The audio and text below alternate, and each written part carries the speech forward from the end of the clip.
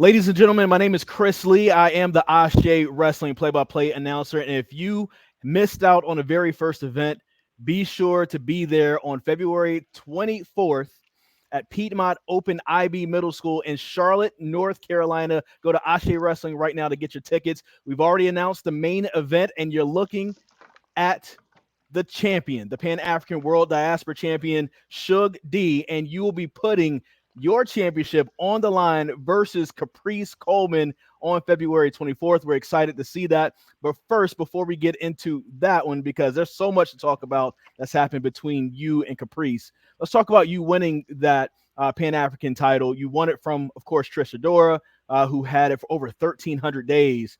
What's it been like, man, since you've had that title? What's been the reception from fans, and what do you feel like has been coming at you? Because you know a lot of people want to get that title very soon. Yeah, absolutely. It's a saying that I've told a lot of people that are younger than me and people that I mentor in this business. Hell, it's something I've had to find out just along the way with anything. We always talk about wanting something, right? I want this, I want that, I want more money, I want that car, I want that girl, I want this, that, and the third. It is a whole nother thing entirely, nother thing entirely to keep it, to Yes. hold on to it. And the schedule has been ridiculous so far. Like we had Indiana with Jocelyn Navarro, who was the very first defense of my reign at Naptown Out Pro. We had Joseph A. Game, who was a standout from up north in the New York area, who got his shot at Paradigm Pro based off the fact that we had a draw the previous time that we went at it at Paradigm. And then a lot of it was just aligning the rankings, which you can pick up a copy of the PWI magazine. Rankings are out. It's a Mm. beautiful thing to see. And I got matches on matches on matches. And the thing that weighs my head the hardest about it all is there's a lot of people that are. I want to believe they're happy I've got this because that's hard work finding a way, right? Mm. Um, but people are also aware of the fact that I've stumbled. I haven't always been the most winningest. I haven't been always been able to hold on to what glitters. So I think people are wondering when. Even though I've got this wild schedule coming up, that's why there's always a caveat of whoever beats me takes up the dates that are ahead, right? Mm. Yeah. So it's it's understandable, but at the same time, almost a little when you look at your match for the next day and they have to put Caprice's graphic in it too, because there's a possibility that Caprice Coleman could be walking into DC as Yeah. the Pan African champion. Well, you brought him up, so let's talk about it. Let's kind of set up the story for everybody. And I hate to bring up this part, but it might be a sore subject, but it is a part of the story and how we got here. Sure. The first ASÉ event was absolutely wonderful. I had a great time. A lot of people felt like they had a great time. A lot of folks who missed out on it hit us up, said they missed out. They want to be at the next one. But a part of that was the Team Georgia loss to Team North Carolina. You were part of Team North Carolina. But after the event, I'm sorry, Team Georgia, excuse me. Uh huh. If I was Uh, in North Carolina, I'd have a different I, look on my face. I looked at you though, and I see a winner, so I was thinking about the winners. I'm sorry about that. Great, great recover. Great recover. I was thinking about This winners. guy. This guy. But after the event was over, you did a backstage interview with Caprice Coleman that we I saw did. on Ashé's YouTube page. And things got a little heated. And then later on, you guys came back together and had a sit down interview, and things kind of took another left turn between you. Just as somebody who looks up to both of you, I'm a former pro wrestler. You were two of the guys that I was looking at as I was trying to make my name in pro wrestling. What happened there? And before we talk about the actual match, your relationship with Caprice Coleman, is that okay? Wow, this reminds me so much of 2001 when like The Rock and Chris Jericho were going at it, and they had that promo always like, "What's going on with The Rock and Chris Jericho? What's happening?" And I feel the same way now, but it's just Suge D and Caprice Coleman in those names now.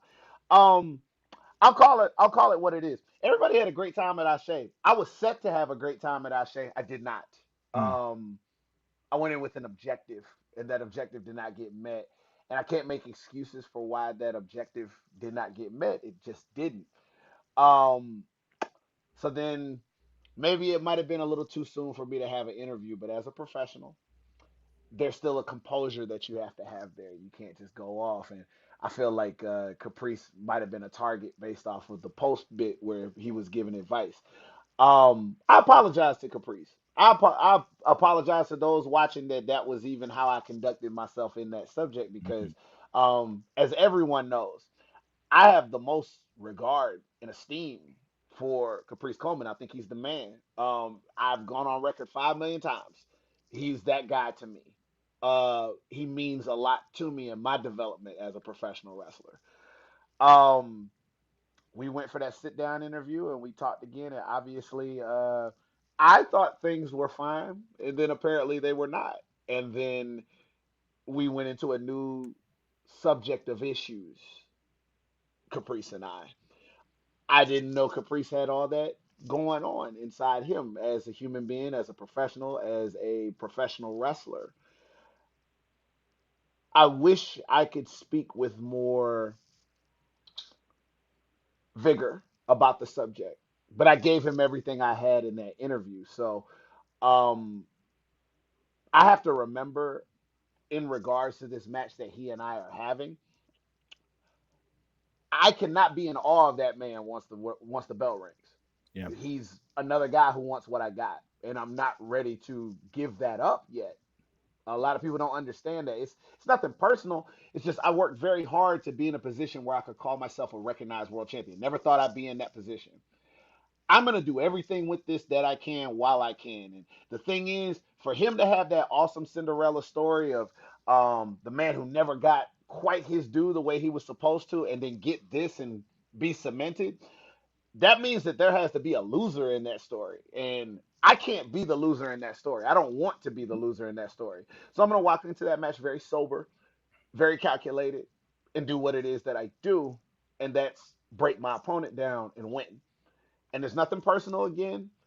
I completely understand where he's coming from on the subject. I have been that guy on the other end of the subject.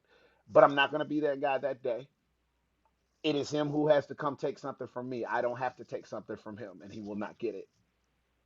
And the two interviews that we're referring to, you can watch those at Ashé's YouTube page if you want to catch up on anything right there. So if you feel lost in what we're talking about, be sure to go back there and catch up. And here's one of the things you also brought up, Suge, because I know what it's like to either meet or work with people that you looked up to before. Mm-hmm. And, I had a story where I was listening to Buster Brown on 102 Jams in Greensboro, and he came to my school and when I was in third grade and talked to my school, and I called in, and when he was on the radio later on, he gave me a shout on the radio. Ended up working with him at a television station in Winston-Salem, North Carolina, 20 years later, right? And Right. it was an amazing atmosphere for me just to learn under the person that I was listening to a lot. You talked about how you watched Caprice Coleman when he was on the independent scene, starting off on the independent scene before you became a pro wrestler. Is there still a part of you, that little kid in you, that has to, do you have to try to put that away and put those feelings away to just look and say, like, this is just my opponent. This isn't the guy I looked up to. This isn't the guy that I'm excited to go against and excited to meet. This is the roughest part about being in the position that I'm in because there's so many opponents coming up, and even now, like every time I see that poster, that's a match I never thought was gonna happen, man. And I wish the circumstances were different because we can get in there, we go crazy, we shake hands at the end, we're all that other good stuff like that. But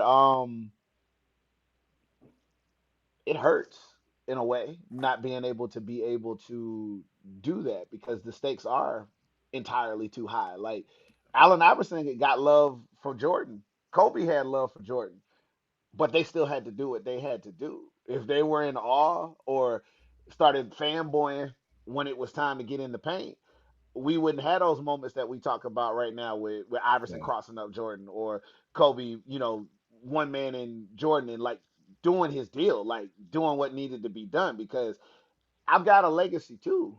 I got things that I got to submit to. And I'll go on record if you ever could have asked for just an awesome role model, somebody to pattern yourself after, whether it be between the ropes or outside the ropes. Caprice Coleman is wow, he's it. Like, I wish there were more black males like that. Yeah. Period. We Yeah. need more like that. Period in this business. Like, that's a man right there. You know what I'm saying? Um, that said, it's like it's exactly what you just said. This is still business. This is absolutely still business. I'm in awe of the fact of, even after everything that happened with the last show, I've been called upon to close this thing out.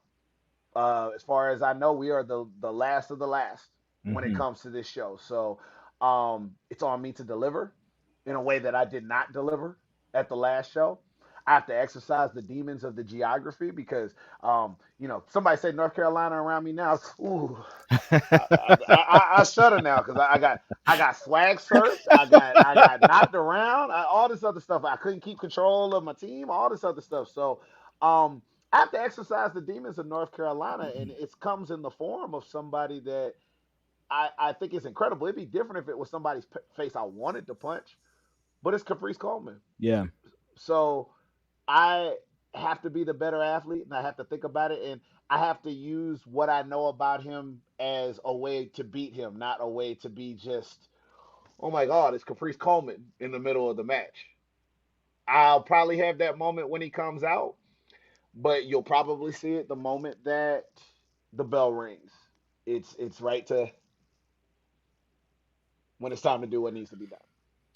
So I want to ask you this. A lot of people like to talk strategy when it comes down to matches, but if you're Caprice Coleman and you're looking at Suge D, what do you do to beat Suge D? And is that one of the things that you're working on to make sure that there aren't those weaknesses or those open spots that Caprice Coleman can take advantage of? It's funny that you asked that. I was sick last week. Thank God, not COVID, but I was sick last week. Still made my matches. Had a barbed wire match Oh, to first time ever I've had like an actual, like, not my first time with barbed wire, but like as an actual, like, wrapped around the ropes, all this other stuff like that. oh man. First time I've ever done that, and this is what I'm up against. Like, he brought up a very valid point when he was talking about he gets paid very good money to sit at the announce table and literally scout opposition because he still actively wrestles. So a part of his job is tape studying, knowing about opposition, knowing about people that may or may not be coming into the company with Ring of Honor or any other place that he decides to commentate at, as he's been known to. So he finds himself in a position where he knows my schedule. I don't make it a point not to advertise it, but he knows my schedule. He can pop up a link on IWTV or go on Fight.tv or pull a DVD or a YouTube link the same as anybody, and he watches differently because he knows what to watch for. Mm. Um, if I were relating it to like rappers, he drops a single when he's ready. I'm in the cipher. I'm Q-Tip. You would find me in the cipher if I didn't cop a deal, and I've definitely not copped that deal. So the cipher is where I stay. It's where I live. I'm constantly battling, and I think if it's him and he wants to take advantage of something, it's obviously going to be the fact that I'm always mindful of what's ahead, and I have to backtrack what's already happened. So it's like, you know, did I KT? Did I rehab properly? Am I gonna have time to be able to recover from what it was that I just had over there? I have very few times where I have a weekend off. Very, very, very few times, and that's by design. Because I'm always going, I'm always running hot, I'm always ready to get to the next thing. It's a gift and a curse, and I could see it being a curse when he's looking at what I've got going on because there's always something new to scout and there's always something new that could be wrong going into a match with him. I can guarantee I will not be 100% going into a match with him. I can guarantee that. Might be 97, might be 96, but I'll never be 100. And I know he'll use that. And he does have the advantage of a little bit more rest. Let me ask you this too, because you mentioned he's like one of those guys that you look up to. Beautiful family, and I mean that's his hometown. We know his family is going to be there. His wife, his son Chase, his daughter Gabby. After the event is over. Win, lose, or draw. It's not about you and Caprice. Are you still going to be able to greet his family in the same way? Absolutely, it's respect all the way. I was moved at the fact that he found and made time to be his son's tag team partner, which is amazing to even hear about a father and a son tag team. It's not often. It's a rarity. It's not as often as we think. But to find time to be able to do that for him and to be there and growing up with no father, um, damn, I wish I could do something like that with my dad. I wish I could do simple stuff that didn't even have nothing to do with wrestling like that with my dad. But I digress. That speaks to the kind of person and man that he is, like we talked about. Mhm. But let me make sure I got my math right. You mentioned his wife. You mentioned two kids. Is that right? Yes. So that's three people. So before and after the match, I'm happy to see them. I'm happy to greet them. I'm happy that they're there to support him and to do what's going on. While the match is going on, those are three tickets sold. You are spectators. You are there to watch an outcome of what is or is not going to happen in a match. And the thing that we have to get used to as spectators, whether we like it or not, is sometimes it ain't going to go your way. And you got to Mm. learn to deal with that. I know they want this for him. Hmm. I he hashtags it all the time. Colemanism. I know they want Colemanism to win the day. That day, it will not be that day. And I hope and pray and think about it often when I've either tapped or I've pinned him, and then I gotta hope that when it's all said and done, he's good enough with the outcome to be able to shake the hand that I'm gonna offer him. And I would hope that they would still greet me as somebody that respects them all the same and has still got love for them after beating their dad in his home state. What Again, nothing personal. what does this match mean to you?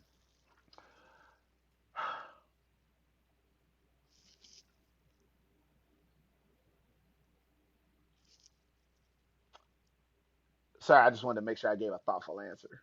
Um, I used to think I knew what I wanted in this business. I really did. Um, I used to think it was going to look a certain way and it was going to feel a certain way. And this is what it's going to be like when they offer me a deal, or I'm going to be on TV like this, or everybody's going to know my name, and they're going to know me throughout the world, and this, that, and the third. And I had to start finding out stuff as we went along. And I wasn't fortunate enough to have really strong mentors in the sense of they could predict the future for me, or they could tell me, like, don't go this way, go that way. So I found out a lot of things on my own, or I'd make it a certain way, and it's like, all right, I've got no safety net, I have no safety rope, I have to just traverse it and hope that I'm making the right decisions. um I've been flat out not picked for things. I've been so close, I didn't even realize how close until after it just wasn't a possibility anymore. And when I look at where I stand and what I've got, there was a lot of times where I used to be very miserable about, you done did all this and this is what you have to show for it. Mm. But I also had to think about it, and it's like, you know what? This is what you have to show for it. I do very well. This is my job, and I do very well considering I don't have a deal. I've made things happen for myself without a deal. I've seen so many countries that I didn't have to pay for without a deal, and fought some incredible opponents and made some great memories. And if it means I'm the mixtape status wrestler until my dying day, then that's what it is. Um, so I take independent wrestling and being not just good but great at it very seriously, because some people look at independent wrestling as just, oh, this is where you go when your career is going to die, or where you chill out until you get ready for the next move. When really independent wrestling has its own lore, its fixtures, its history in the territories. It's such a beautiful, beautiful, beautiful thing. And if that means that I'm not meant to be in that position or whatever they call it, as far as it goes with contracts and ink, I'm still going to shoulder this and take responsibility and care and custody of this because it means something. This is not a connection flight. This is a destination if you choose to make it so. Mm. I say all that to say I want the best of competition, and some of the best of competition is not on TV. We know this because that was Caprice's career for the longest amount of time. And Mm-hmm. even when he did get to TV, um, I don't think it was the always the best usage of what we saw Caprice doing. Mm-hmm. Hell, you remember CNC? Hell of a I do. tag team. I do. Not the best usage. Like they could have been doing so much more. Even apart, still could have been doing so much more. So you hope and pray for these people to get into these positions, and sometimes it just ain't what it should be. And it's not a fault of their own. A lot of the times it's how things are viewed or how it's perceived or who they feel is the chess piece they'd rather use versus the other one. And it's a shame. But on the independents, the true equalizer, it's your draw and it's your ability, I'd like to think. There's politics too, but I think more than anything, you got less of all that extra stuff, and it's more about the pure things of can you draw and can you deliver when it's time to deliver. So no, this isn't at WrestleMania or Final Battle or what have you, but me being able to get Caprice Coleman and still know that he's at a high level of performing, this is everything to me. And in the shadow of one of the greatest world champions we ever had in Trish Adora, I have to take every opportunity of the best that I can get in order to be able to say, I'm one of the best that you can absolutely get. You don't have to turn on the TV to get a world title. It's right here in front of you. A world champion looks like me, wrestles like me, talks like me, is doing the things that I am doing. So I need to prove that with the absolute best in competition, whether you know them or you don't know them. Caprice Coleman, we know Caprice Coleman. And I've said it once and I'll say it again. I really need him to show up to this, not Ian Riccaboni's rap partner. Mm. I need I need ice cold, man. I need body popping, show stopping. You know what I'm saying? The ripping, the rhyming, the dancing, the all of it. I need all of that because it's not just for me, it's for him too. Because there's Yeah. some people who just don't know. You got every opportunity to show everybody what it is that you are all about and everything that I admired and fanboyed about back in the day. I don't want people thinking that this is a vanity matchup. They need to know that you're the real deal. And I got to be able to say I beat the real deal. Answer this for me if you can in a sentence or two. Okay. Um, on February 24th, at the end of the night, Suge D wins because I want it more. Mm. And you feel like maybe because of his positioning, he doesn't want it as much as you? If he wants it 100%, I want it 100.999% more. I have to have it that much more because whether he wants to admit it or not, Caprice has a very lovely safety net if it doesn't work out. Mm. There's extra money with this. There's extra travel with it. There's marquee matchups because of it. There's positions that I get put in because of this. And once I lose this, it's back to not that I'm not a grinder by nature, but like this sure as hell makes opening doors a whole hell of a lot easier. Like I'm as booked as I've been booked on top of bookings that I've already got. And we ain't even talked Love it. about the fun stuff ahead, Love the it. international stuff ahead. We ain't even talked about that. I'm not about to let somebody take something from me that makes my life a little bit easier, even if the matches got a little bit harder. Can't do that. Well, fans, you've heard it. I mean, this is going to be a great event. Ashe, Black History Month, and you can't start Black History Month off without talking to the Pan-African World Diaspora Champion, February 24th at Piedmont Open IB Middle School. You're going to see this main event, the champion, Suge D, taking on Caprice Coleman. And there's some other great events, other great matches as well. Darius Lockhart versus Darius Carter. You're going to have the gifted one YAHYA versus Sonny Kiss. You're going to have appearances from Teddy Long, and Ron Simmons and a live performance from Sianka. Mm-hmm. Just really quick, Suge, like what are people missing if they're not coming to an Ashe show?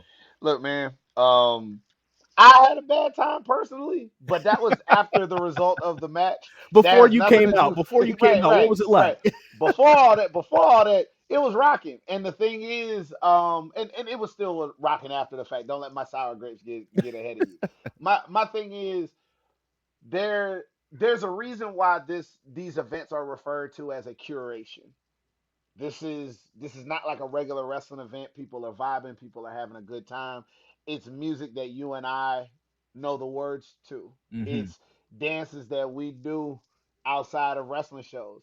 I could do without seeing another swag surf for another 6 months, but I sure as hell knew it when I saw it, and I'm glad that everybody had a great time with it. And that's just it. When we talk about the D in this championship, the diaspora, this is the kind of stuff that we're talking about. And the thing is, Yeah. just because it's something that's familiar with us doesn't mean that we don't want to share it with any of you when it's all said and done. Like this is meant to be shared and be experienced in a completely different way. Like if you want to come for the matches, that's fine. If you want to come for the music, that's fine. But I guarantee you, you will love it as a whole by the time that you're finished. And that's what this is all about. That is Ashe.